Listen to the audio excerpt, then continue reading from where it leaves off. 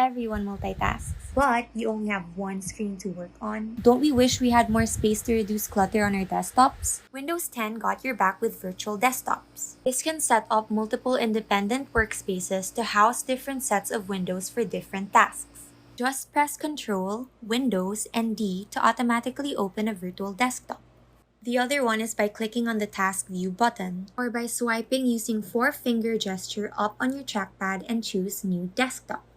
As an example, I will create 2 virtual desktops and rename each one according to how I will use them. One for the recipe I am dying to try, another desktop for work-related windows, lastly to monitor my brother's online homework. You can now drag and drop your windows in each virtual desktop. When switching from one virtual desktop to another, you can click on Control, plus Windows, plus left or right arrow key. Or you can use the trackpad gesture swiping 4-finger to the left or the right. Did this video help you keep things organized on your desktop? Let us know in the comment section. Follow us for more!